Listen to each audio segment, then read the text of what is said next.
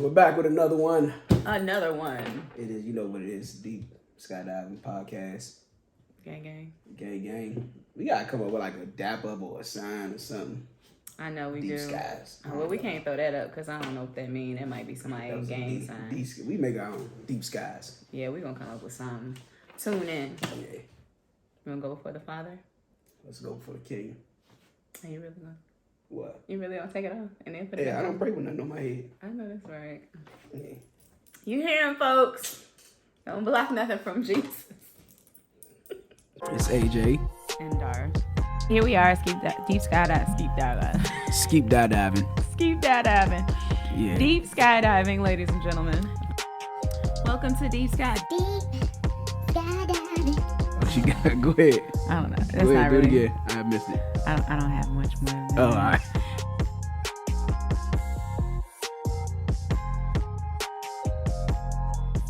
So, deep skydiving. Deep skydiving. Thank you, Lord. In the name of Yahushua, just for today again, another day, another week, new grace and new mercies, Father. I ask first and foremost that you forgive us. If we've been disobedient in any area, Father, forgive us if we dishonored you with our temples, with our mouths, or even with our thoughts and our will. Forgive us, Father. Make our road straight. Even the listeners, Father, forgive them even if they don't even ask for forgiveness or if they don't even know they need forgiveness. Just ask that you forgive them, Father. And I pray that you just bring everybody, me, my sister Darah, all the listeners, everybody involved. We pray that you draw them close, Father. You say your word says that none could come unless you draw them. So we pray that you draw them close, Father. If they don't know you, I pray that they'll come to know you, Father. They'll take on your judgments, your principles, your statutes, and most importantly, your love, Father. We can show love and compassion to one another. Have your way today, even with this episode, this podcast. Let it be the best podcast. Let it be influential. Let it be informational. And just let it edify. Have your way, Father. Bring the sexes together. Bring men and women together, Father, regardless of our differences. Let you be glorified and let love just have its way in our lives. And it's in Yahushua's name I ask you all these things. Amen. Amen. I forgot to put it on airplane mode. It's all right. All right. Yeah. All right. So, welcome back to Deep Skydiving. Because she knows she's had. Sexy, sexy, sexy. So This would be a great sexy time. ladies, all the sexy ladies out there. All the You sexy said what? ladies out there. What'd you say though? This will be a good time to put everybody's phone on Do Not Disturb because it's about to get deep in the skydive. Right. Let me put mine on Do Not Disturb. Airplane So, mode. I did want to address something. All right, well, let's address. First of all, guys. Hold up, did we need to, what was last episode? Do we need to clear anything about last episode? Well, that's what I wanted to talk about. Oh, okay, cool. But it wasn't about the last episode. It was about the topic that was discussed on TikTok that became like a viral thing. Let's So go. first of all, I want to say I absolutely adore this guy. I know I probably say this all the time, but he's one of my bestest bests. So the reason why is because while you all were enjoying the clip that we had put up on TikTok, and for all of you who don't know, it was in regards to ladies, allow your man to solve and men allow your woman to feel. And in that clip, I basically was just trying to explain how we as women are able to process, if we're given a space to process our emotions, then we're able to then get to the problem solving. But if we're not allowed that space, then we can't get to the problem solving. So of course, AJ and I, we talk about, what happens online and things like that. And what I enjoyed about the conversation that we had is just basically what people yearn for in their marriages and in their relationships, which is basically like we were literally having the same conversation, but we were still trying to defend our sides. But at the end of the day, we were able to kind of switch hats without trying to be like the other person, but trying to switch hats in order to come to a compromise, which the compromise was, I can accept you for exactly what you're telling me that you feel, and you can accept me for exactly what I feel. And we're both right? But we're just created differently. That's it. So if we are to go back to any episode, it would be the men and women being equal. Like, we're loved the same. We are not created the same. Mm-hmm. So I just was saying that I just wanted to give him his flowers because it would have been a lot of that guys that would have just been shut down. Like, just, no, I don't want to hear it. Or act like they did and then, you know, kind of like push it to the side or whatever. But what I enjoy about AJ is that he was like, no, but I get your point. But what I'm saying is that this is happening, that is happening, this or, you know, that and the third. Like, this is what I'm telling you that men were able to see. And I was like, oh, okay, well, that's not what I meant. But if what you're telling me is that's what men are able to see, then I need to make a clear, concise, you know, reply to that. So my reply to that was that I didn't say anything in regards to the ladies. And the important thing that I feel like men are basically highlighting underneath the post has to do with how we have to still allow them to be able to solve, because that's innate in them, right? Like, men have to be problem solvers. Like, that's what they have to do. And whether they're wrong or right, you know, that's not the question at hand. What we have to place emphasis on is, if your man is allowing you a space to feel, right, it is your place to allow him a space to solve the problem in any way that he feels that he can solve it. It doesn't mean that you're going to go and do exactly what he says, but there is a point of respect that comes from you acknowledging what it was that he said. And that's all they want. Mm-hmm. Did I say that correctly? That was beautiful. Okay. That was beautiful. But I do want to. Sure. There was a couple of women said something that bothered me. Okay. Go ahead. Let's address it. I just want to reiterate what you said about how we're wired completely differently. Yes. And so a few of them were saying men don't do that because they don't know how to process their feelings and this and that. And I want to say that is incorrect. We are just wired completely differently. Mm-hmm. How we process that whole situation is, this is what's causing me to have these feelings. I know what the feeling is. I'm angry. Mm-hmm. I'm angry because this happened. So let me change this, and then that won't happen anymore. Right. How women process feelings, how they go through it is completely different. Yes. And so, and some were saying they don't know how to sit with us with it because they don't know how to process their feelings. Mm-hmm. And she's looking at it from a woman's perspective because she knows how to process her feelings as a woman would. And that's what's important to her. And that's what's important to her. But that's not what's important to him. And it's not, I'm not saying like it's not what's important to him in a sense of like it's never important, but just in a sense of y'all are trying to get to the solution. Yeah. Right. It doesn't mean that your feelings are invalid. It's just like, to us, if it's broken, then it needs to be reset so it can start to heal. Yeah. But we place emphasis on the resetting. We as in men. Right. No. We as in women. We are looking at the resetting, like how we got to put this back together. Oh, all right. Right. And you guys are like, let's get to the healing part. Yeah. Because that's what's important, because it's obviously broken. Yeah, straight to it. Mm-hmm. But what I'm saying is, she thinks men process feelings the same way women do. Right. That's why she was saying they don't know how to, like that. I would never say women don't know how to process their feelings because they don't do it like us. Mm-hmm. I can't say that you can't process your feelings because you don't want to fix the issue. Mm-hmm. Because that would be wrong, because that's how we do it. Mm-hmm. Y'all process y'all feelings by going through it, expressing it, letting it out, diagnosing it, and all that. We just don't do that. So I just want to say, reiterating what you said, we're definitely wired differently. Mm-hmm. And every relationship is not going to have the same answer to the same problem. Absolutely. Like, we might have the same problem, but you might have different ways of addressing it, mm-hmm. or correcting it, or rectifying it, whatever the situation is. And there's many different answers to how this thing can be resolved. Boom. And men, what we have to do is just be patient with her, let her express, let her go through. No, I don't expect men to feel exactly what she's feeling. We can't, because that's just not how we're made. But being there for her, comforting her through it, mm-hmm. you know, and validating her feelings, mm-hmm. whether you agree with it or not, you know, that's just what they need from us. And I know that provides like a level of trust and security for women. Yes. And what I would do, just testing the waters, is I'm not going to say anything. I'm not even going to offer a solution from here on out. I done looked at that clip so many times, read so many comments. I was like, you know what? I'm just going to let them go through. I'm not going to say anything.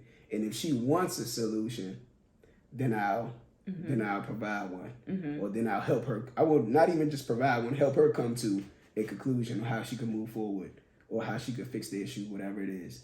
Mm-hmm. But I'm like, or I'll just do it myself without even. I was just about to say that because again, guys, and I hope that this is like A plus B equals C, but I know that it's going to be some people who still miss it. Yeah. What AJ is saying is it's innate in you all, and correct me if I'm wrong, it's innate in you all to solve the issue. It's a like sacrifice you're just for us not to. Exactly. Like, and you don't want, again, that's why I thought that I was being very clear in my clip, but I may have not been very clear.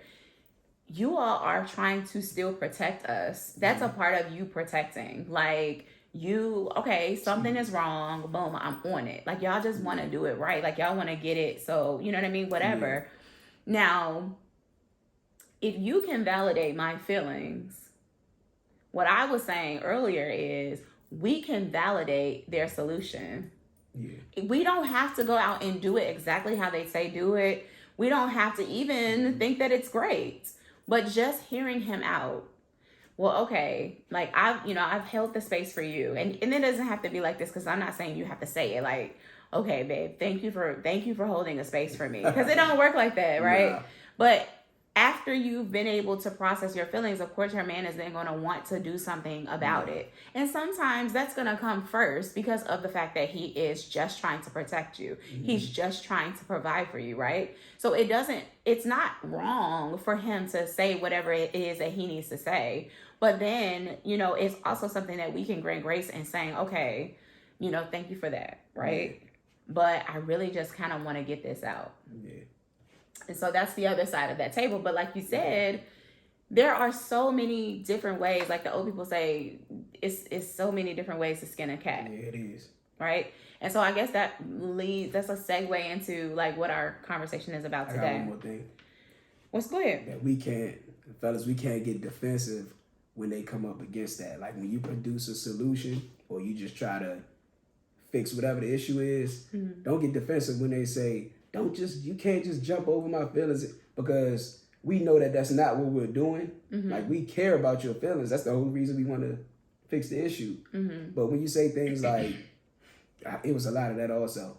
Like, don't jump over my feelings. I need to go through this and that, such and such. And a lot of men got defensive because, like, what? If I didn't care, I wouldn't even do it. Right. But then go to your friends and feel and come to me when you want to solve. Mm-hmm. I'm saying, don't get defensive, because they do. Like I said, it's a sacrifice for us to not solve or to not provide something. Like if a man, if he naturally does not try to give you any kind of solutions or advice how to get through this or something. He don't care. Not only I don't want to say he doesn't care, but I'm pretty sure that's not the type of man you want to be with. Okay. Fair. If he can't come to some kind of resolve for your well-being, for your betterment, I'm pretty sure that's not the type of guy you want to be with. But that's fellas, just don't get defensive when you try to help, because that's what we feel like we're doing, and it's not viewed that way. Just be with her in that space. Mm-hmm. And another thing that I wanted to address too, and I don't know if this was helpful to you when we were talking via text about what it looks like to hold a space. Yeah. But I told AJ, because a lot of men and women have never experienced therapy, right? Talk therapy. So in a lot of therapy sessions, what happens is the therapist is holding a space. So the therapist never you don't go into a therapy session and air out, whatever you have to air out, and then say, so what you think I should do, doctor, whatever, or therapist, whatever, right? You don't go in there and do that. What happens usually, and this is just me speaking from my personal experience, everybody's experience in therapy obviously would not be the same. Mm-hmm. But what I've noticed when I go into my therapy sessions is my therapist would allow for me, like she wouldn't even say, she probably would say, how was your day? And I would go, I'm talking about 12 years ago, right? But she wouldn't open her mouth. Like she would nod, or she would say, or she would say, okay, you know what I mean? That sort of thing. And there have been times where I have been like, so what do you think I should do? And she'd be like, what do you think you should do? Like, and that's literally holding the space. But because how would you feel if a man, like, if you genuinely asked him, what do you think I should do? And my response, well, what do you think you should do? Would you get tired of that always being my response? Well, if we are having a conversation, right? And I honestly cannot answer you. The reason why I can't answer you is because I don't think that I've ever experienced a man who has ever been that way.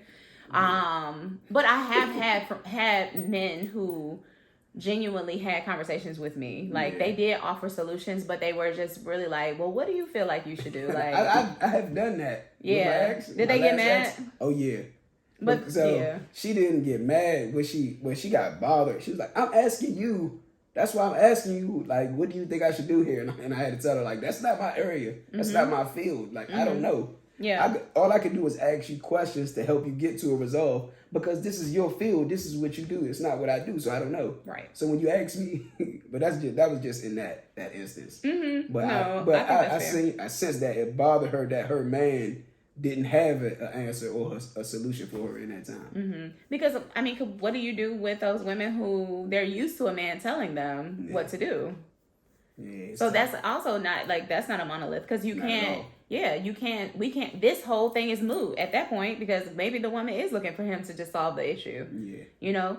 But I just, I think the biggest thing for real, at the end of the day is, you got to do what works best for y'all. Make it work. Yeah, y'all gotta make it work. Y'all gotta, like, literally look at it. And so that's why this conversation is gonna be so important, because this particular episode is about the mirror that is relationships. Like, basically how your relationships show you who you are. Oh. It was something else? Before we go, because I think this was like this is a major thing, especially for us men. Because this is a question for the men. I'm not sure if a woman can answer this. Okay. Well, I mentioned it to you in a text where, how do we hold a space for a woman that has an issue with something, like there's a problem, she has an issue, and she's feeling a certain way about it, sad, angry, whatever those negative feelings are. She has those negative feelings about this issue. How do we hold that space for her when we're the issue? I don't think she should be coming necessarily to you. I mean, unless there's something that she's already tried to talk to you about and it continues happening. Yeah, if that's the case, then, I don't know that you're the best audience for that. I do believe you only do as much as you can do, right? And just like we talked about, like, I think that it's possible for people to be saying something and it just doesn't land on fertile ground in your mind because it doesn't make sense. But you're saying it to me because you want it to change in me. You want me to but it's not not do but the whatever way it is I could I be did. saying it, right? The way I could be saying it doesn't click to you. Like, it just doesn't make any sense. Like, why are you saying that? Like, there have been plenty of times where I've been in arguments with men in particularly where I'm like, why is this not clicking for you? So when do you stop saying it to them? Well, this is what has happened in the past for me, is that we've kept talking about it until it kind of like made sense, either for me or for him, because it's not even just always him, but that's only because a lot of times you've been in like situations where the person isn't coming from a understanding side. Like, I was coming from a side where I really wanted to understand him, and he was coming from a side where he really wanted to understand me. And if that is the case, then it really doesn't have anything to do with you being in your feelings. And so it's all going over your head because you're just mad at this point. More than it's like, no. Like, say it to me again. Like, is there another way that you can say it? And I've had those conversations. But then I've also had conversations where it's just like, well, I'm just going to leave it here because we're not, like I said yesterday, I can agree to disagree. And then maybe, something, along the line, like then you get into prayer, or you should have been in prayer the whole time, right? That's my go-to. Yeah, then you get into prayer and you're like, I need you to make it clear for him, Lord. Or make it clear for me. How about that's exactly where I was about to go. Yeah. Like, I've had issues with my last ex. At least 2 or 3 times I've witnessed this happen. And I would say something and she would fight it. And just because I don't like to argue, I'm not going to go back and forth, because if I say something and I say something that's true, I say something that's genuine and it's making me feel a certain way, and you buck back, at that time I'm just like, all right, she's not hearing me. Right. And I just go straight to God. I'm like, God, you're going to have to show her, because I don't know how I'm going to deal with this. You're going to have to give me the patience, and you're going to have to show her. And he did. So I knew she had a relationship with God, because it was quite a few times he did show her, and she did come to me later, whether it was the next day or 2 weeks later or something, and would say some things. And I never even told her, but I would just be like, thank you, God. But is that a reflection of your relationship or hers? What? Both. Yeah, I was going to say. Because I can't say that it's saying that she has a relationship more than, like, God is God. Like, I'm saying, if God was trying to reveal something to somebody and they don't have a relationship with you, like, you're not going to get it. So it was, I know that it came from God, that she really sat with herself and was like, man, God showed me that I've been doing this, that I'm like, bad. Thank you, God. Got you. Okay. It goes Anything? in, Go ahead. No, go ahead. I say it goes both ways, because you got to have a relationship with God to be patient with it. Yes. And then they got to have a relationship with God to receive the revelation. So yeah, that's it. And that's a humdinger right there. Like being able to grant the grace, but also having the grace space for it. Yeah. All right. So anything you wanted to bring up? This is my topic, guys. I always point out when stuff is AJ's topic. Finally got a topic. This is my topic. Out of like 9 back-to-back episodes or something, finally got one. Yes, this is finally my topic. And the reason why I wanted to talk about this is because I think that a lot of times, I always say life is fair, people aren't. Mm-hmm. The reason why people aren't fair is because of some trauma or something that is affecting them. But if that is the case, right, then I realize that, like, you still have to go on with life. You still have to be in relationship. You still have to talk to people and so forth and so on. Unless you're a recluse. And still, you have to talk to somebody because you got to get groceries, whatever. Yeah. But because of that, I realized that, like, you learn about yourself when you become in a relationship with somebody, or you have to relate to someone else. Mm-hmm. The reason why I say that is because how many times have we been in situations where we're like, he is so irritating and I do not know why. Hold up, before you go on. Yeah. You learn about yourself if you're trying to grow. Because you got some people that think they're fine. Well, yeah. Okay, so let me see how I can rephrase that. I absolutely get what you're saying. Yeah. In a sense that, like, there's something that is developed. There's something that is actually learned. Yeah. Okay. So when I said mirror, I just meant that, like, you can look in a mirror and still, like, forget what you look like. Yeah. What? You mean by looking in the mirror? Yeah, it's something biblical that says that a man who looks in a mirror and forgets, forgets his reflection, or forgets the weight. Because it was in relation to the,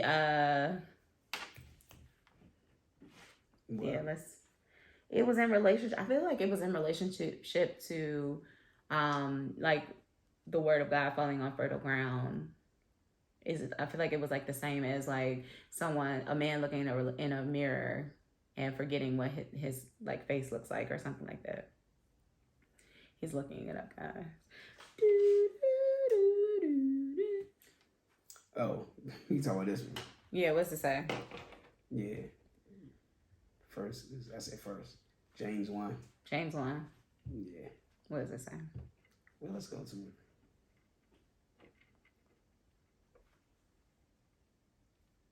Ooh, I got it. So let me go to a newer translation so people can understand it. All right, sounds good. It's talking about doers. Doers, not hearers only. Doers of the word. Doers of the word. There we go. For if anyone is a hearer of the word and not a doer, he is like a man observing his natural face in a mirror. For he observes himself, goes away, and immediately forgets what kind of man he was. Yep. But he who looks into the perfect law of liberty and continues in it, and is not a forgetful hearer, but a doer of the word, this one will be blessed in what he does. Amen. Meaning you don't look in the mirror, see your flaws, and walk away and don't do something about it. Boom. So yeah. So that's why I guess I likened it to a mirror, because it's possible for you to look in a mirror and, like, not see anything. Yeah. So when I say learned, I can see why you were like, well, no, because there are people who don't learn anything. Yeah. Because a lot of people think that relationships are all about them. Absolutely. I was guilty of that at some point. Yeah. You know what I mean? Just, like, in a sense of, like, I want a man who's like this. I want a man who's like that. I want a man. Mm-hmm. And it's like, are you able to give that? You know, a lot of men, that's why a lot of women think it's like we're not ready to settle down and commit. And granted, that is some people. Mm-hmm. And that is, like me, I'm not ready to commit. Mm-hmm. And it's not because I want to talk to a lot of women. That's not me. But a lot of men, for that instance right there, they're looking at themselves, they're looking at their lives, and they're saying, this is not the life I want to have. It's not the life I want to have enjoying myself, enjoying somebody else join in with somebody else. Like, I don't want to bring you into my life and this is what it is right now. Mm-hmm. I want it to be a better situation or whatever. So it's like they're looking in the mirror. It's not the relationship mirror, but they're just looking at the reflection of their life and they're saying, I'm not pleased with this and I'm not going to commit with somebody. I don't want to commit to somebody, even men that's messing around with a lot of women. Like, I talk to, especially men in my line of work, they'll tell you like, nah, man, I'm not about to get married. I don't want to settle down with somebody and I'm doing all of this. They looking in the reflection. They're looking in the mirror and they know like, man, I'm doing all this, sleeping around with women. Not like, I'm just doing me. So why would I bring somebody else into that? Why would I settle down even though somebody is you have a lot of men out here like that. That's why a lot of men are single. Y'all hear this? Like, this is important. Like, this is really key information because what happens to a lot of us is we'll meet a man like that and we'll think that we can change it. Yep. You want to settle down, you think he'll stop. Nah. Because you put the press on him to get into a relationship and then you still get cheated on and you hurt. Yes, and it doesn't work like that. But also, again, in being with a man like that, you learn that that's what you're doing. Like, you're pressed. Yeah. If that's what you sit with yourself about. Right? Like, if you sit with yourself and you're wondering, because when you met him, he said, I don't want to get married. And then you get with him anyway. And then you wonder why you're not married. So you tell him he has 6 months or he has 3 weeks or he has 9 years or whatever the case to marry you. And then you wonder why that's an ultimatum. And then he ends up leaving you. And then he goes and marries somebody else. Or he you was get not married ready. And it don't work out. That part. You give him an ultimatum. He ends up proposing to you. Y'all get married. It still don't work out. It still don't work out. Because that's possible. It happens a lot. Yeah, it happens a whole lot. So I guess for me, that's the reason why I wanted to bring that up. I thought that it was a really important thing to say because I think more than anything, that's what this podcast is about. Like, people sitting with themselves. Like, we didn't start this podcast because we were like, well, I got something to say to the men. I want the men to know that women are da-da-da-da-da. No, I wanted to, really start to understand men, but also understand myself. How do I look to them? Well, how am I coming off? Like, what things have I learned? And how do I grow? How can I be better? Yep. How would you say that, like, this relationship has, like, have you seen it? Have you seen yourself here? Yeah, I have. Me too. I do want to say something about that ultimatum thing. Sure, I don't know go why ahead. That's on my mind. I don't It's know a when big you thing, say that. man. It is. It's a big thing. I don't care how long I've been with a woman. I don't care how much I love her. If she gives me an ultimatum, you're out. I'm out. Yeah. And I wouldn't say that there is anything wrong with that. And I know that doesn't make sense to a lot of people, but I promise you, like, that is a huge sign of manipulation and control. And Agreed. I promise you, you make that ultimatum to me. For one, it's not your choice whether we get married or not. Like, you can't give me the ultimatum. You can't make me propose to you. Right, to be, yeah. And so once I see that, I'm like, look here, we got a whole lot to work on. And maybe we need a break. And if you feel like, because I won't marry you right now, that you need to move on with your life, then I think that's what you need to do. What you say? No love if lost, it's between me and somebody else. But sometimes it's if it's between me and something else. Go do you, boo-boo. Yeah, you're going to have to do that. But most of the time, I'm going to be quite honest with you. If a woman is giving an ultimatum, they're usually not going to leave you. You better not say it then. That's what I'm saying, though. That's why. Because again, it is manipulation, and y'all come at me like I don't mind a debate, honey. I'm probably not going to debate with you, but most of the time, I believe that the people who use that ultimatum type of speak are manipulative. They're trying to manipulate you. I've seen men tell women to do that. Like, I've seen clips on social media with men tell, and I'm like, all right. I've heard it. I've had somebody who was very close to me tell me, like, she's gonna have to put the press on him because what thing is, y'all aren't holding these men accountable. Now, I understand accountability, but I also understand manipulation. But see, that's the thing. It's not your job to hold me accountable and to marrying you. It's the men in his life job. Like, what are you doing with him? I agree. I absolutely agree. Yeah. But I do believe that there's a level of accountability that you can hold a man to, not making him marry you, but you don't have to partake. You don't have to keep up. You know what I'm saying? With whatever. If it's making you unhappy, if you feel like you're practicing being a wife and you're not one, I don't think you should be doing it. Yeah, you don't have to be there because that's a form of manipulation. Also, if you draw back because you're not getting what you want. Yep. I think you can just should leave. never. That's an important thing about not having sex in relationships. Yep. That's an important thing about like not moving in. I'm not saying shacking up is a sin, because I don't agree nor disagree with living with somebody before you get married. Mm-hmm. But when you do that, you do need to understand, like, you just took something out of that page. Mm-hmm. You just removed one of your, because now I you're don't in want to say partnership. one of your weapons, but you just wrote, like you giving him the cow. Mm-hmm. You just gave him the cow, especially if you have a baby. Mm-hmm. Like, you done gave it. He has everything around. So what reason does he have to marry you? Mm-hmm. Like, when you should be courting all the way up to marriage. Mm-hmm. It shouldn't be, we're creating a family, we might as well get married. It should be, I'm courting you, I'm dating you, we gonna figure each other out, we gonna get to know each other a lot, and then we're gonna find out whether we want to spend the rest of our lives with each other. Mm-hmm. Once we make the decision that that's what we want to do, then we'll build a family. Mm-hmm. Then we'll live together and really get even more intimate, Mm-hmm. get serious about it. But but that's the narrative has changed significantly. Baby, whole bunch of red lines and red tape. Yeah, women proposing to men. It's getting crazy. Yeah, a lot of carts before the horses. I mean, I've heard the men who have told me, like, to put a fire under him have been the ones who be ready to go. Like, give me your whole spirit. I want to sleep with you. Like, I want everything. I want to sleep with you. I want to sleep with you. Like, give me all of it. Take off all your clothes so I can see you how you are. Let's just do that together so I'll know you. Like, who talks like that? Nobody. I was about to say, you be having some corny man. Nah, definitely not. But I'm just saying, like, that's what it gives. Like, it is quite corny. But at the end of the day, I think you have to do what works best for you. Yeah. For some people that might work for them, but it just doesn't. It's not my thing. Yeah, and I'm not even saying if you live with somebody that it won't work out. I'm not saying that they won't propose. Or that if they had sex with them before marriage, that it won't work out. Because I have a lot of friends who, that's their story. Myself also. Mm-hmm. For one, I probably only know 2 couples who waited. I don't know any. Well, you know Damon. Who? Oh, maybe you don't. Oh, yes, Damon. Yeah. Erica. Yeah. That's dope. Yeah. That's beautiful.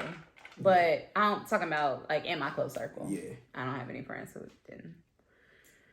And kudos to them. Like, they still married. All of them are. You know what I mean? And they've been working it out. And I'm sure that it's a daily task, right? Like, relationships just are that. Yeah. So it's not to say, like, we don't want to make it seem like it's, our way or the highway, because that's not it at all. Yeah. But just offering some sort of insight. Like, if you were toiling with, like, if you should give him the cookies and, or if you should give her, yours, because... Yeah. Neither is better than the other. That's what we always preach, right? Like, neither is better than the other. But that is something that you should consider if you are with a person who is manipulative. You don't want nobody who's gonna keep trying to convince you to give them something that you're not ready to give them. Yeah, I don't need you to convince me anything. Period. If I want to give it, then I'm gonna give it freely. That's it. And that's what the ultimatum is. Like, if I want to marry you, I'm gonna ask you to marry me. Period. Like, I don't need no convincing. Ain't nothing else to it. Right. Yeah. Especially if they already shacking up and stuff. Like, what else do I need to learn? Yeah. What I mean, what else is there? What am I going to benefit from marrying you besides risking my whole pension? Right. Losing half of my life. Well, yeah. Yeah. So anyway, so about the question I asked you, what have you learned about yourself in this particular relationship that we have? Man, that there's much more to go in regards to caring for women. I've learned, so I think I'm pretty sure I mentioned that scripture. What? Several times on here, where it says, like, dwell with your woman with knowledge and honor as the weaker vessel and everything. And so I've learned a lot. The specifics I'm not going to say because I don't know how to say it without it, like, sounding bad. Mm-hmm. But I realized, like, when they say marriage is hard work, just me picturing it, and just even with us, with what we're doing, and then looking at my relationships in the past, and like there is a lot of sacrifice, and like even with my own emotions, with my own logic, like even with what we were just talking about, the whole let women express and process.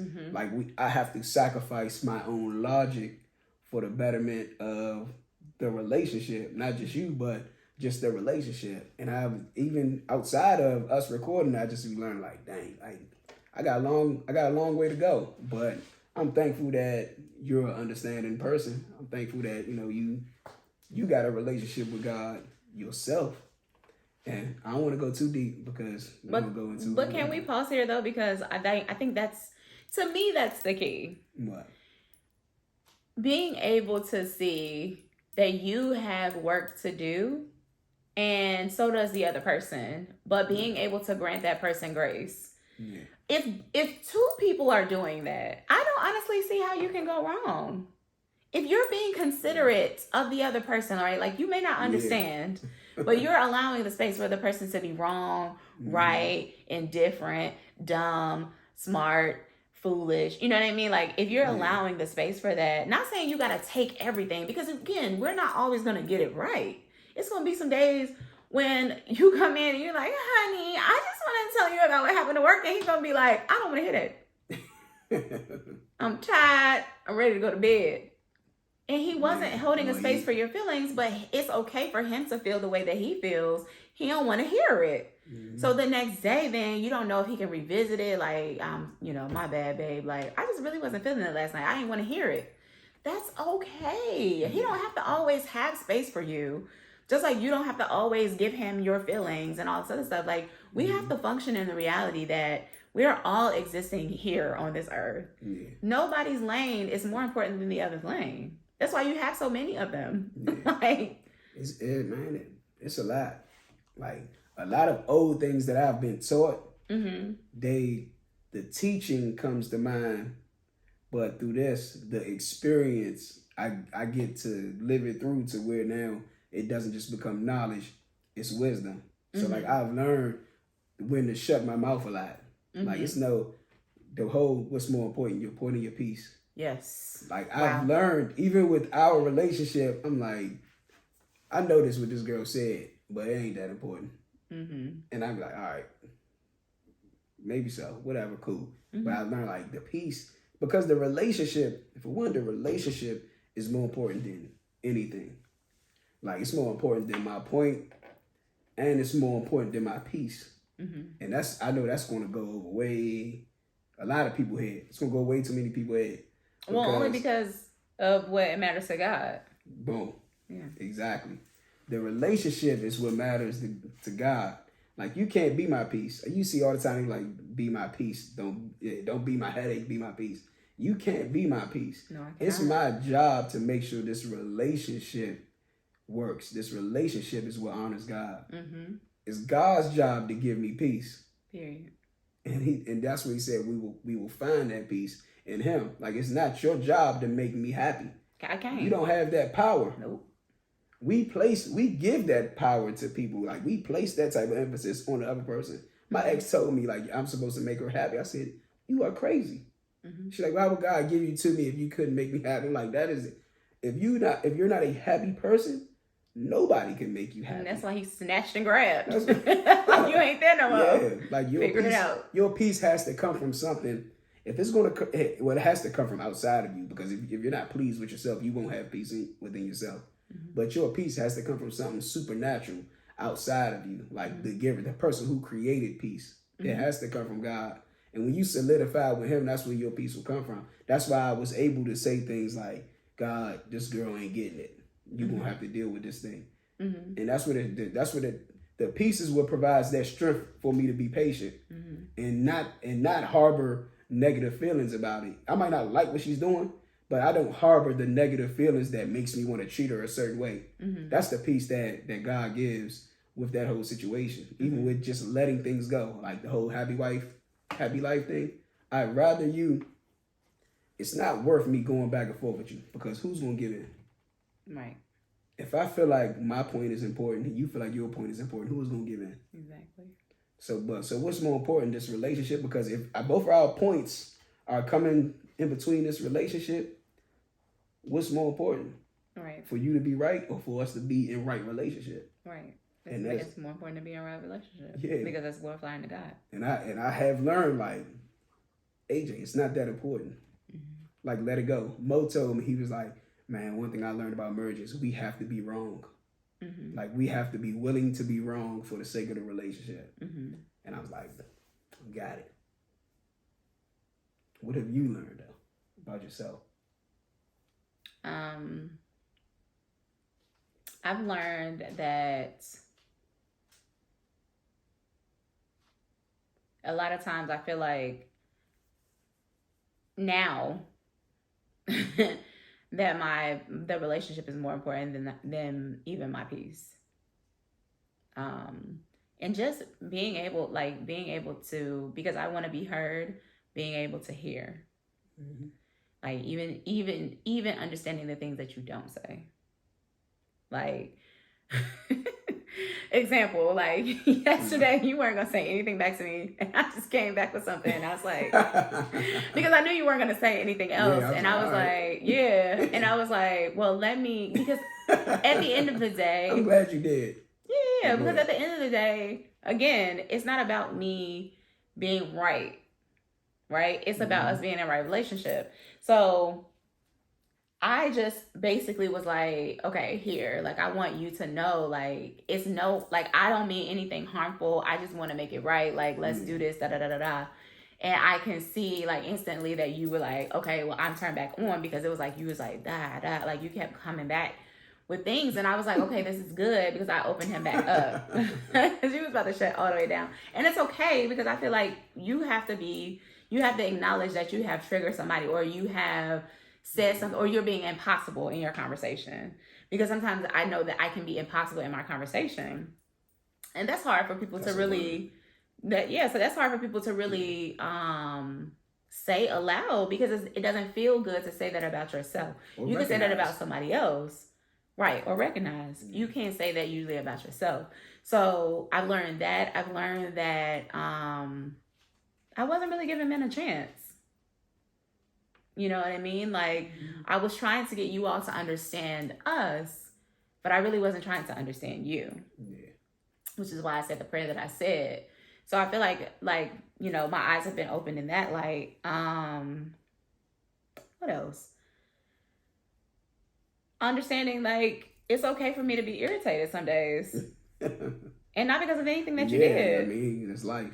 Yeah, not because of anything that you did, but sometimes I just don't be in the mood.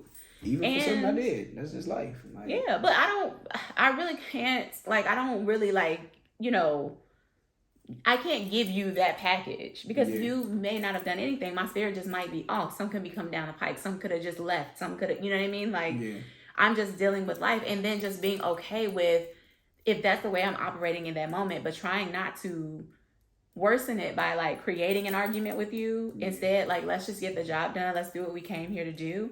And then let's keep it moving, because a lot of people try to bring you into their misery. Oh, yeah. And one thing about me is I have done that, but immediately I'm going to apologize. Or if I'm not going to be immediate about it, then thank you, God, for the next day. Yeah. You know what I mean? Or a few hours later, because it doesn't have to necessarily go that route. I can be like, hey, listen, I know I yelled at you. My fault. Yeah.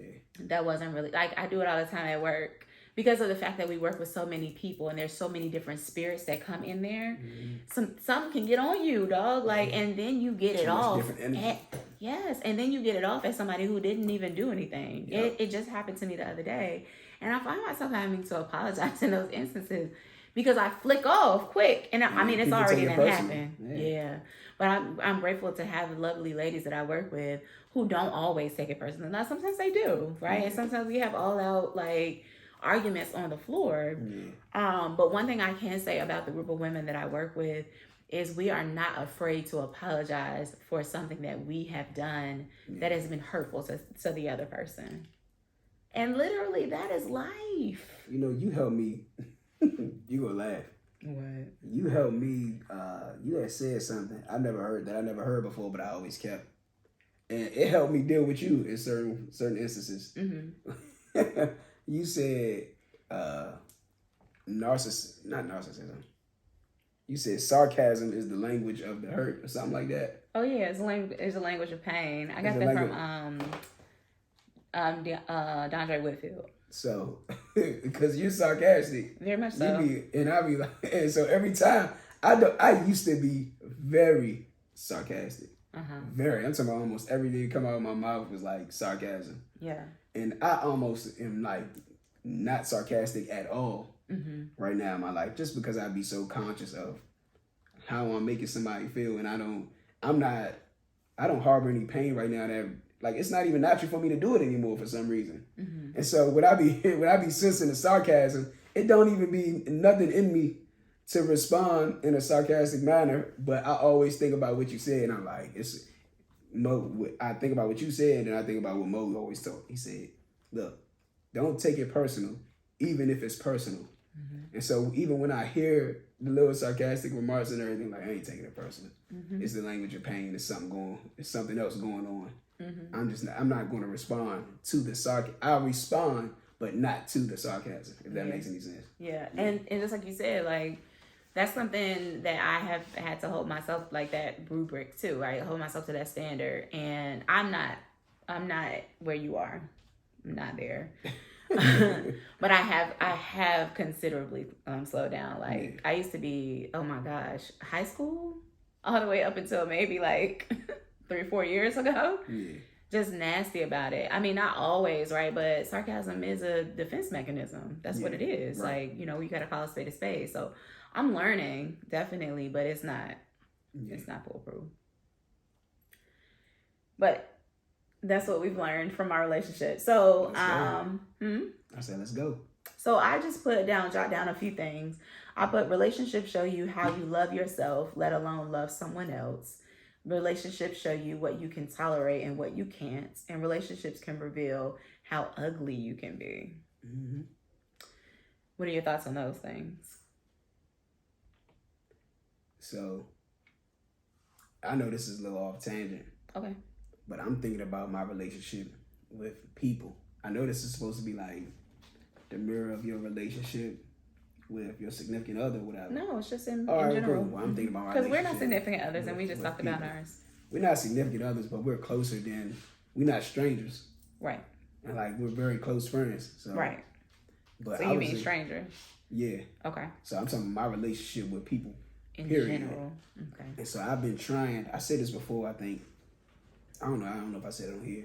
With my prayer lately has been, God, let me not judge the flesh by the flesh, but let me judge the spirit by the spirit. So meaning, I don't want to look at you or look at your situation and judge. I don't want to look at how you're treating me and judge based off of my emotions or my thoughts. Like, I want to judge the spirit by the spirit. I want to always be operating. Not saying I always do, but I want to always be walking in the spirit of God, the spirit of love and holiness. And was it this morning? It was either this morning or yesterday. I can't remember. I go to 7-Eleven, and this has just been happening to me a lot lately. I went to 7-Eleven, and it's this lady that lives around my way. That you can see her, like, her whole body is deteriorating. Like, it's just, she's getting smaller and smaller. Head still big, but she's getting small and small. And I don't think she's homeless, but she's always out in the streets and she looks homeless. And she she was already sitting there when I pull up. When you pull up, you see people already sitting at 7-Eleven, you already know they about to ask for some money or something. So I get out and I'm like, man, I do not feel like, just being honest, I do not feel like being bothered with this. And every time I always got to check myself, like, God, why am I feeling this way about people? Because this is talking about my relationship with people, period. And so when I walk up, she's talking and she says something real low. I can't hear her. I know what she's saying, but I can't hear her. And so she was like, I have 5 children. Like, I said, what'd you say? I have 5 children. I can't hear you. Speak up. And she's asked, like, can I have $5? I have 5 children. Can I have $5? Lying or not, I don't know. I've never seen her with no kids or whatever, but I don't know. I don't care. But she asked for $5. And so I walk in, I said, I don't have any cash. And she said, can you get some cash back? So my mind said, the nerve of this woman gonna ask me to go get some cash. But I said, I'll see what I can do. So I go in the store, grab me something to drink. I go to the register. I'm talking to myself. Man, I'm not giving her no $5. I'm gonna give her $2. And then we're gonna ask me for $5. Like it's a big deal though. But this Right. is like, how you gonna ask for $5? You ain't even ask for change. Yeah. So I went and God was like, it reminded me of the scriptures. Like when somebody asks you, like get them what they ask for. So I was like, all right, bet. I took the $5 out and I went out there. I was like, man, Jesus be with you. You know, take care of yourself. And I looked at her in the eyes and I told her, I said, man, take care of yourself. And I gave her the money and I walked off. And the reflection that is giving me is because even with what happened with this motorcycle, like you will take care of people how you take care of yourself if you genuinely have a relationship with God. Like you said, love your neighbor as you love yourself. And God checked me so vicious because I crashed my man motorcycle Wednesday. God checked me so viciously because even when I seen what was about to happen, my first thoughts was, damn, this ain't my motorcycle. So I'm seeing what's about to happen, like, man, this ain't even my bike. And when I go down while I'm rolling, man, because I was going about 50, 55 miles per hour, I hit the median. I start rolling, and everything in my mind is, man, this nigga bike is about to be messed up. I'm not even thinking about oncoming traffic that could take my head off. Yeah. None of that. And I'm rolling. And while I'm rolling, I never came to a stop from rolling. I just popped up. Like I was rolling, I popped up on my feet. And my first thought was make sure to see if the bike is straight. And so I started walking back to the bike. And then this white dude comes up to me. He grabs me. He's like, hey, man, are you okay? And I'm like, yeah, I'm good. I'm not feeling nothing. I got scrapes all over. I'm not feeling anything. I'm like, yeah, I'm good. He's like, man, you bleeding. And I'm looking. And I was like, oh, man, that ain't nothing. I said, I'm good. I had a helmet on, so if I didn't have a helmet, I probably would have been a lot more messed up. But I was like, man, I'm good. I'm trying to get back to the bike. He was like, man, we'll pick the bike up for you. It was two white guys. He said, we'll pick the bike up for you. He said, man, check yourself. And so I'm just looking. I'm like, I'm all right. I get back on the bike. Dude hugs me and everything. He's like, man, I'm just glad you're okay. I ain't met this white dude day in my life, older white dude. And that changed my perspective about a lot of stuff, too. I'm like, man, God is vicious. But he said, man, I'm just glad you're okay, man. I said, man, I'm good. Thank you. I appreciate it. Get back on the bike. Boom, make sure the bike rides well, still switching gears and all that. And then I take it back to my man. Even when I called my man and told him I crashed his bike, first thing he said, man, are you okay? Yeah. And I was like, man, I'm good, man, but I owe you. I was like, man, I owe you some money, man. And he was like, man, as long as you good, man. Yeah. And God had to check me this morning because I keep replaying the incident because I'm bothered that I messed somebody else's stuff up. Like I'm bothered that I wasn't responsible with somebody else's material, somebody else's product. Like for me, that's like a shot at my character, my integrity and everything. Even though I'm gonna pay to get it fixed. And everybody be like, man, you got money, you gonna pay to get it fixed. He said, that's all that matters. But I was beating up on myself because I'm like, I wasn't responsible enough to not mess this man's property up and everything. And God checked me so hard this morning. So hard. Because while I'm praying and I'm walking and I'm praying and the incident come to my mind again, I'm like, man, God, forgive me. I messed this man's stuff up. And God said, how dare you have so much reverence for somebody else's material possession? He said, and your body doesn't even belong to you. He said, your body is mine and you care more about somebody else's motorcycle than you care about your own body. And he checked me so hard and I was like, dang. And I'm saying that to say, I'm battling with helping other people out, and I love helping people out. But I'm bothering with continually helping these people out and everything. Like, how can you genuinely care for somebody else like that if you're not caring for yourself properly? Right. And I'm not even talking about making sure you're adorned well, you look good and everything, but the well-being. Look at my arms, man. Like, you had to put shea butter on me. Like, I didn't put no ointment or nothing on to take care of my own arms. He's like, you're not even taking care of yourself. So that mirror for me is I'm looking, I'm like, I have to fight to take care of other people, to do for other people, because I got to fight to take care of myself. Yeah, that's exactly where I wanted you to arrive to.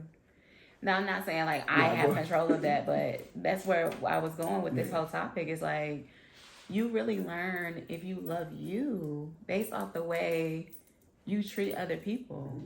Like, that's it. And then because we are believers, right? Like, it's even more intensified because both of y'all God's creation. Yeah. So if you can't treat yourself well, and you can't treat somebody else well, then you got to start over. Like you shouldn't even worried about that. Yeah. You got to worry about what's going on inside of you. How you cannot recognize how important that person is because you can't even recognize your importance. Yeah. And so that's dope that you just said that. Like that type of stuff like brings me to tears because again, we do bother ourselves with these, things that we can't even take with us. Yeah. And yet we don't think about how many souls that we can touch every single day. How many seeds we can plant every single day by just loving on somebody, which costs us nothing. $5? Yeah. To me, that seems small. Yeah. But it's the fact that she asked you for it. Yeah. You know what I mean? And well, then that if she didn't, I probably would have gave it to her anyway. Right. Like I've given out significantly more. Exactly. Than $5 to people who really don't even. You're not broke. You just need your check to come. To even homeless people, like. But but God said I had $100 bill in my pocket. Like, give him what's in your pocket. I'm like, God, that's $100. What about the people who you've given more than that, who have homes? Yeah. And you know what I mean, and cars and things like that because they haven't stewarded their money well. Yeah. You've helped them out until their next paycheck. How about that? Because to me, I feel like if you're Sometimes homeless, like the next paycheck ain't even come. Exactly. Exactly. But we still be giving it to them because we know them. But then there's that man who really is, you don't know, right? Yeah. But who is showing that he is actually homeless. And we'd be like, no, I'm just give him $2. Because I don't know if he gonna, he might go drink it up. Yeah. That's not my business. The flesh by the flesh. Yeah, that's not my business. So, my next question, Nah, go ahead. My next question was, what have you learned about yourself in being in past relationships? Like where you were the boyfriend. That I wasn't ready for marriage. I don't know. I think I shared that with you. You did. Yeah. You shared that with us. But who's us? The diapers. Me I and I know I have. I don't think I said that on here. You said it in your interview. Oh, that I wasn't ready for marriage. Mm-hmm. Oh yeah. Well, you said the biggest lie you told yourself was, "I want to marry this girl." Yeah. Yeah. Yeah, but no, I realized because of my foundation, what I believe it says, husbands love your wives like Christ loved the church, and so much as he died for her. Mm-hmm. Like, one of my prayers also be help me to come to the end of myself, for your glory. And I know that we have to be willing. It's crazy because it doesn't say women, be willing to die for your husband. It say husbands, you gotta be willing to die for your wives, your wife, and that's not just, it doesn't just mean physical death. Mm-hmm. Like it means, it's the same thing. Like I said, you got to sacrifice your logic.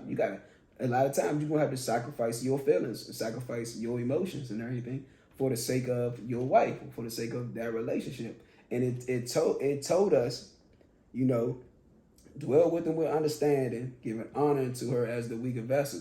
Mm-hmm. But after that it says, so that your prayers will not be hindered. Mm-hmm.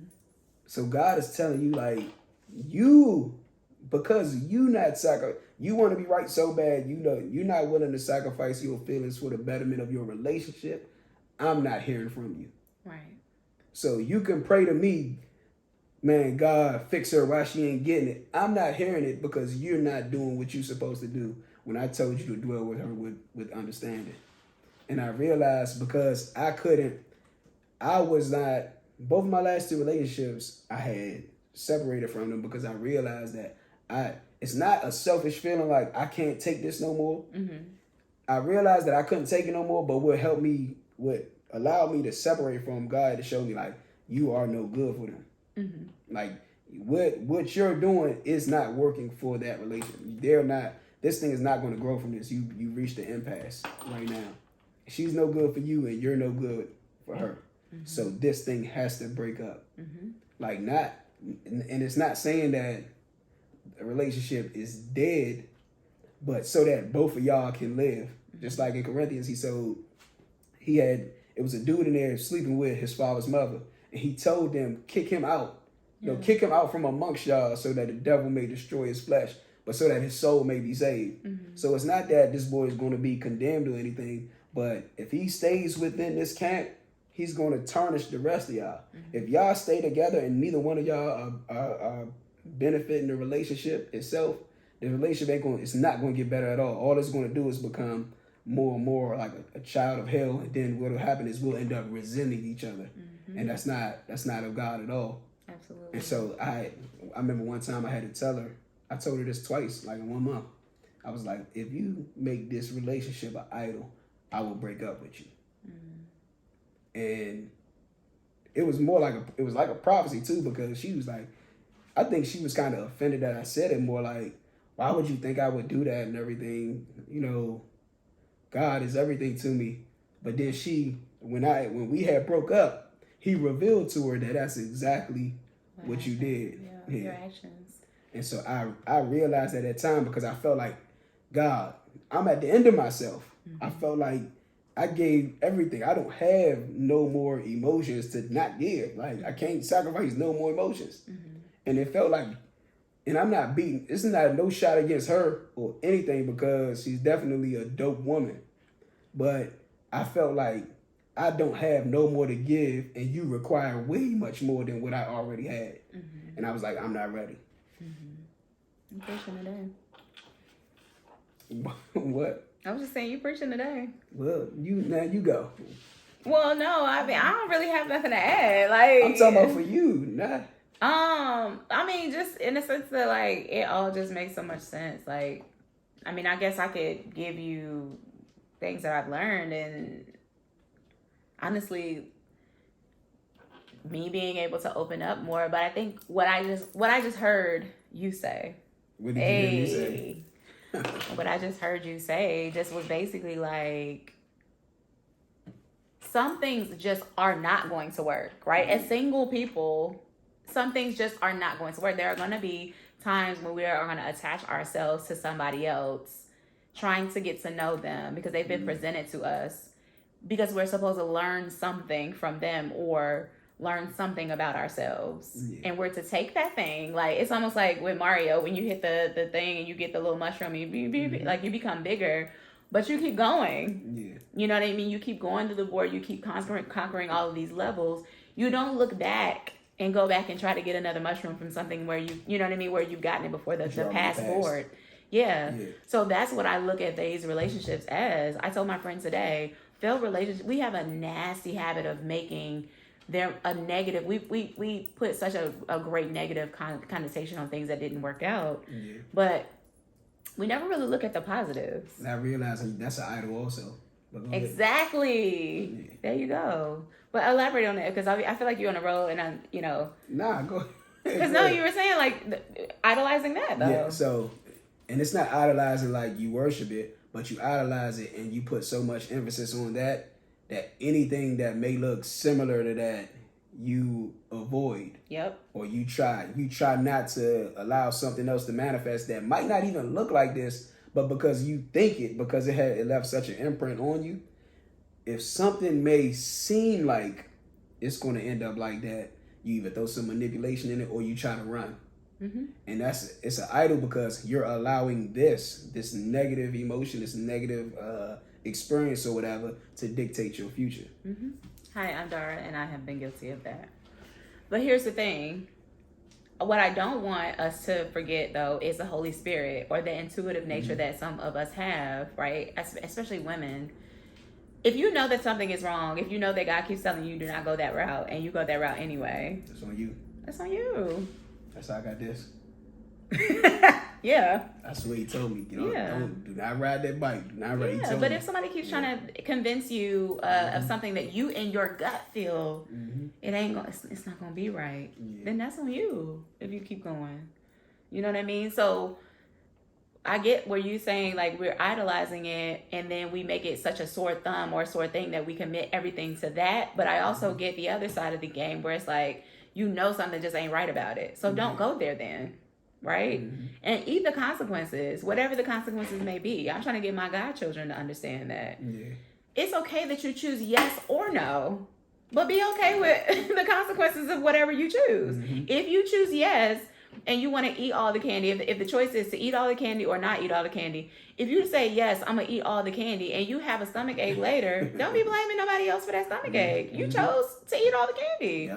Or if you choose no and you hungry for the rest of the night, and you don't have no candy, and you salty because everybody else had candy, you gotta be okay with that too. Yeah. You gotta be okay with it. Yes. The results of your decisions. The results of your decision. So That's I just hard. said that to, piggyback off what you were saying. Yeah. But another thing that I learned about myself from my relationships is that sometimes I'm not allowing for the other person. So I don't allow for the guy a lot of space to, I guess, I don't allow him a lot of space to just be, I don't allow a lot of grace space. I'll say that. All right. Well, I haven't in the past.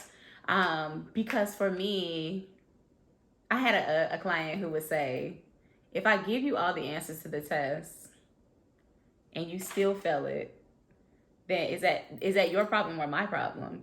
And I told him, I'm a type of person who I don't want all the answers to the test. I want to be able to learn what I learned, and then I take the test. If I get some wrong, then I'm just going to get them wrong. But if I get some right, then okay, you know what I mean? Like, I'll know what I need to work on. Yeah.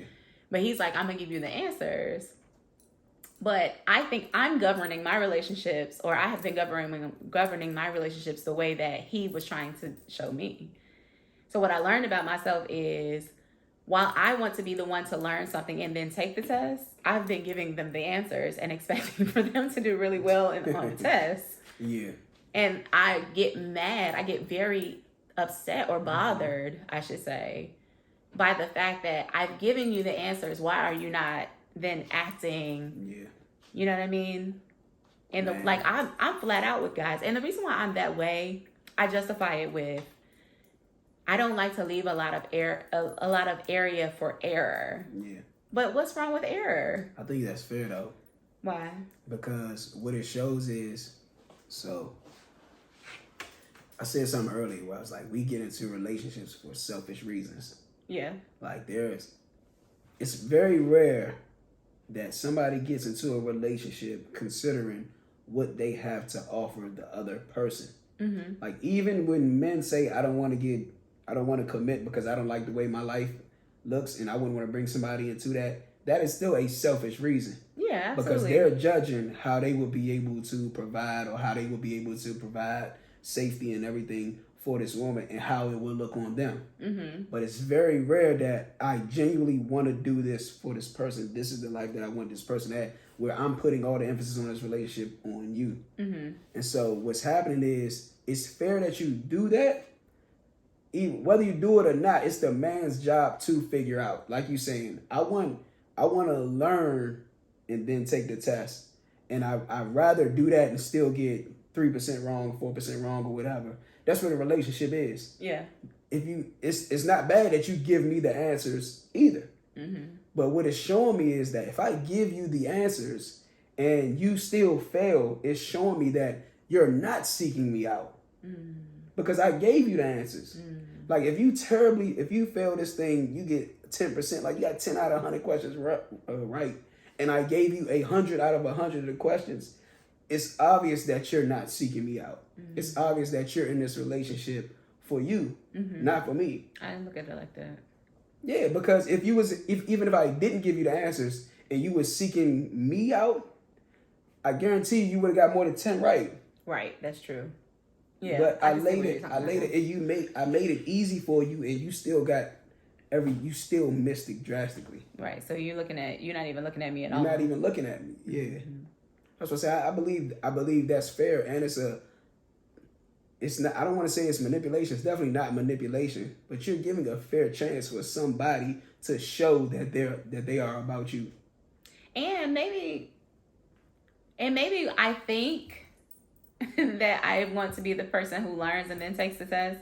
But maybe I'm governing my relationships that way because I kind of want them to just tell me what I should do too. Maybe. But that usually isn't the case. But if they did, would you have noticed that? I've never had that before. Because it's not really a lot that we require. Yeah. Yeah, that's true. And we're simple, and because we're both like simple. because we both are thinkers and like we dwell in our thoughts. And you just like you said earlier, you listen to what's not being said. And a lot of times with men, what's not being said is not what's important. Like what really bothers us, that'll eventually come out. That's what will come out. And because we're so simple, it's like that's exactly what we meant and what we're asking for, what we require. I'm not saying this is not general for all men, but the majority of us, even me, I'm a complicated individual.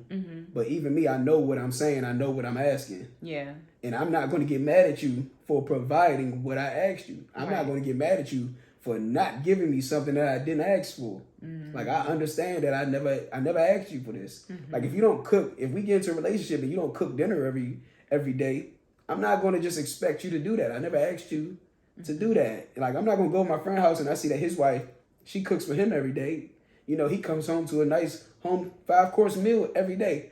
I'm not going to feel a certain way that my woman doesn't do that because I never required that from her. Like if I said, babe, you know, I just want to be able to relax. I want to just, let's spoon on the couch and watch freaking Fox every night or something. I don't know. Yeah, that's what makes me comfortable in this relationship. Like we're very clear with what we want. A lot of times all we want is just companionship. It's not really much that we require. We just want the companionship. Thanks. Yeah, if he wants help with something, you better believe he'll say something. Yeah. We hope. Or you just come alongside and you'll see how he responds. Yeah. Just help, you'll see how he responds, and that'll tell you right there whether he wants to help in this or not. Like if he doesn't, he'll tell you. Right, I was gonna say, but that's what you were saying. Yeah. Like, you know, when you're invested in a person, then you'll study it. Yeah. Like you know, it's important to you. Anything else? Nah. I think I'm good too. I feel like I'm talking too much. No, you've been excellent. I've learned something. Let's go to the next topic. That's it? You got so much right there. Those are our other topics. Oh, remember I told you I keep a running list.